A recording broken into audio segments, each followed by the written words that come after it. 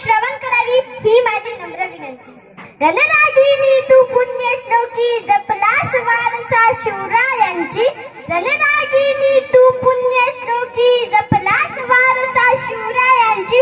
उतरून रणांगणी दाखविली शस्त्रुत्व ताकद तुझ्या निश्चयाचा. उतरून रणांगणी दाखविली शस्त्रुत्व ताकद तुझ्या निश्चयाचा. न्यायदानाची पुरस्कार तू राग तुला अन्यायाचा.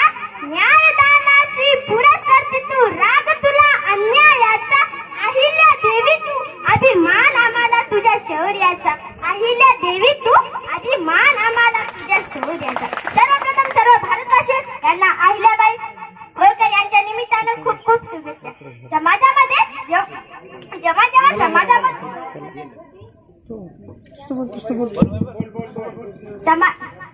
जेव्हा समाजामध्ये अन्याय अत्याचार अधर्म वाटतो त्याला संपवणारी शक्ती जगामध्ये जन्म घेते. आणि तेच घडलं 31 मे 1725 रोजी मालकोजी शिंदे आणि सुशीलाबाई यांच्या पोटी एका धनगर कुटुंबात कन्यारत्नाचा जन्म झाला. कन्येच्या तेजाने साक्षात सूर्यही लाजला होता.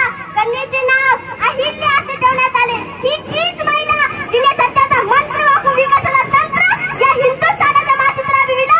ही तीच अहिल्या जिने चूल आणि मूल या समाज व्यवस्थेला झुकारून देऊन एका हातावर शस्त्र आणि दुसऱ्या हातामध्ये शास्त्र घेऊन तब्बल 19 वर्ष आदर्श राज्यकारभार केले. अहिल्याबाईंना लहानपणापासून तलवार चालवणे, भाला फेकणे, युद्ध लढणे या गोष्टींनी शिक्षण प्रशिक्षण द्या. व्यक्तिमत्व विकासाची सुरुवात वयाच्या 8व्या वर्षी शूर पराक्रमी सरदार मल्हारराव होळकर यांचे सासरे खंडेरावांशी विवाह झाला. मल्हाररावांच्या आशीर्वादाने आणि मार्गदर्शनाने अहिल्याबाईंची वाटचाल सुरू झाली. सर्वात आधी योगदान कोणाचे तर त्यांचे सासरे मल्हाररावांचे.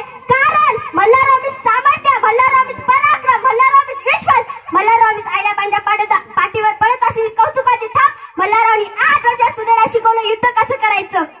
युद्ध रणांगणामध्ये सुरू होतं तेव्हा भयानक आवाज होता. निकलल्या छातीने कसं समोर जायचं.